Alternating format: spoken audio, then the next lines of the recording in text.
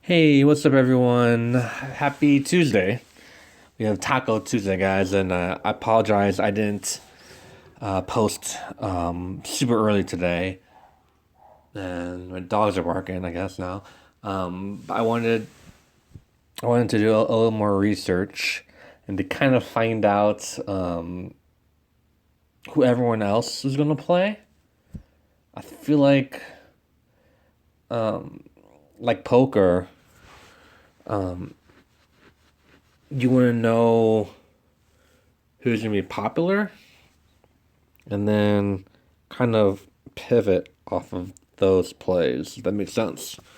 So this is going to be for GPP. I feel like the most popular plays of the day will be Embiid. It'll be Aldridge and Westbrook. I feel like those are the most popular plays of the day. Out of all of them, he's got a questionable tag, I guess, right now, which I did not see until now. I like Embiid against the Lakers. He's a late night hammer game. Okay. Aldridge, I look back the last 4 years, and well, like the last 3 years, he's like 60% of the time he didn't really play that well against the Suns. He had like 2 games or 3 games out of like 8 that he didn't do so hot on. But if you go back, like, if you go back an additional year, like 4 years, then it's like 50-50 that his play will measure up to the salary. And I just feel like it's going to be a letdown spot for him tonight. Either they blow out the Suns at home or he just doesn't have a great game. And also, it's important, he's 8,700. That's pretty expensive for him, right? So who could be cheaper that could put up almost around the same number of points that he can at this position? Well, if you go to the power forward position, I think Marketing against the Nets can put up at least 40. And if you go to the center position, I think Okafor. I think everyone's forgetting about Okafor since the Pelicans haven't played in a couple days, and everyone likes Fareed and maybe Noel if Adams is out, Embiid. Towns isn't playing today, but he would be another one. I think everyone's going to sleep on Okafor tonight. And yeah, I mean, the Pelicans game could get out of hand. Also, I think what people aren't doing is they're going to have Embiid playing, but they're going to overlook Jimmy Butler. And Jimmy Butler, he's been playing really well as of late, and Ben Simmons just cannot hit a shot. He can't shoot. So I think Jimmy Butler's shooting more, scoring more points. He's playing better. I feel like he wants to get out of Philadelphia as fast as he can, and he's going to be in LA. He wants to be in LA. I think he's going to treat this like an audition to join LeBron and Anthony Davis in LA next year. Just think about it. The Lakers could have Rondo, Butler, LeBron, and Anthony Davis. It doesn't even matter who that fifth guy is, really. Those four could, be trouble for the rest of the Western Conference. So I feel like, he could hit 50 plus tonight against these Lakers. Oh, and another person that I like to pair up with Butler and Embiid is Corey Brewer. I feel like Brewer's going to be popular since his last game he went off. He's cheap. He's really cheap. Yeah, these aren't going to be like my top five plays or anything today. These are just going to be like we're going to implement a strategy and then pick around that strategy. So I like Embiid, Butler, Okafor, and Markkanen. But I have Butler and Okafor and Markkanen in different lineups. In my Butler lineup, I have Fareed in there. But also in the Okafor and Markkanen lineup, I also have Fareed. So I like Fareed too. Okay, let's just go. For sleepers, let's go If you really want a big time sleeper that may not pan out today, Frank Jackson is starting to get some run. And if you feel like, I think the spread's at 13 right now, the Rockets are 13-point favorites. If this game gets out of hand quickly, and there's no reason why Frank Jackson can't get close to 30 minutes tonight. At least 20. He could score 20 points. My other big time sleeper, and going back to the 4,000 range. Okay, so I like Patty Mills, but it's not the person I was thinking about. Is Bryn Forbes. Last game out, he owned these Suns.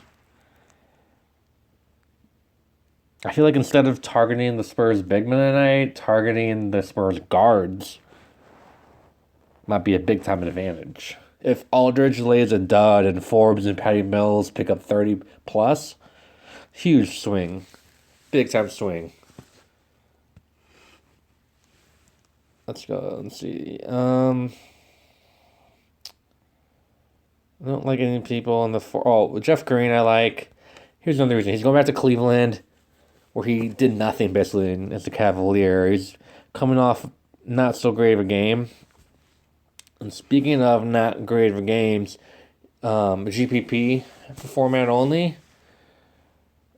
Here's a little quiz. What player in the last game he played did everyone have, and he was a huge letdown?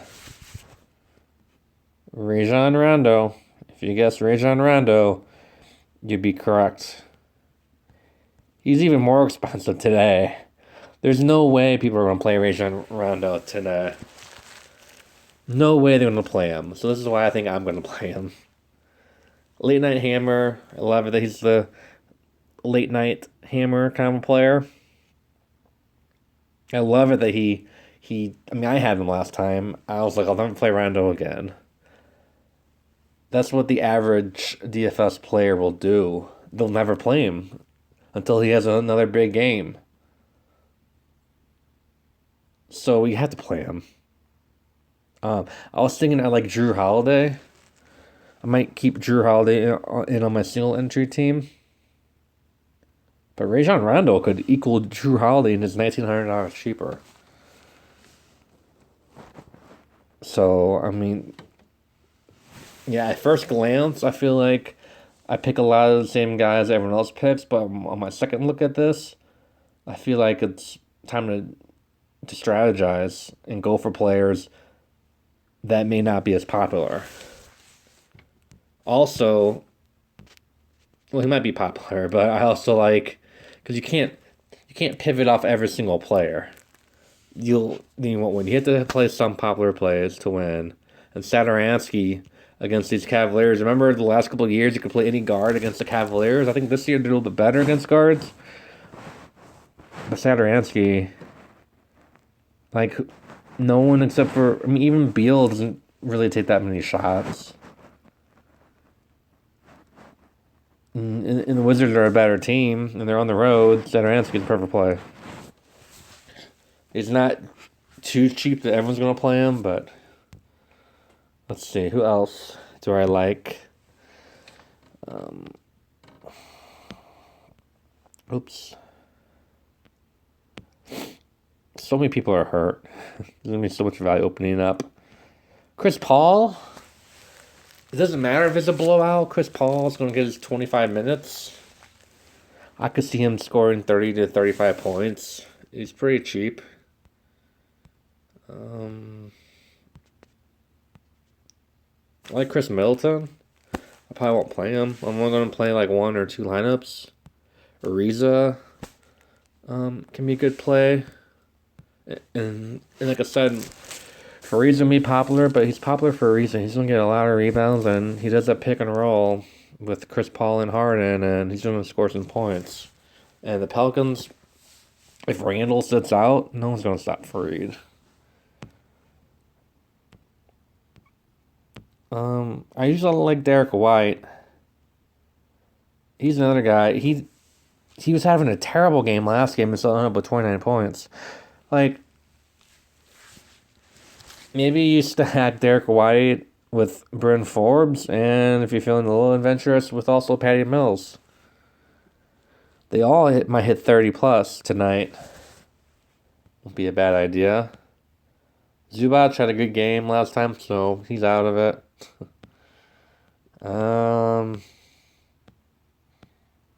I really want to play Noel, who's starting.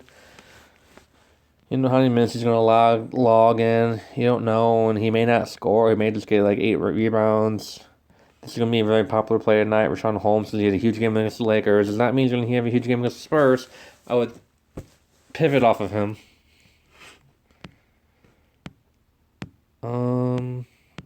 Yeah, that's about it, guys. So I don't have any like concrete plays, but I know I want to use Markkanen and Okafor as pivots. Probably I will play Fareed with them. I want to play Westbrook, but I probably can't pay up for him. I like the Embiid, Jimmy Butler, and possibly Corey Brewer. I like Rondo, and I like the Spurs guards, I guess, right now. So, guys, thank you so much for watching. Please leave a comment. Let me know who you like. Let's discuss. Let's have some fun, and good luck tonight.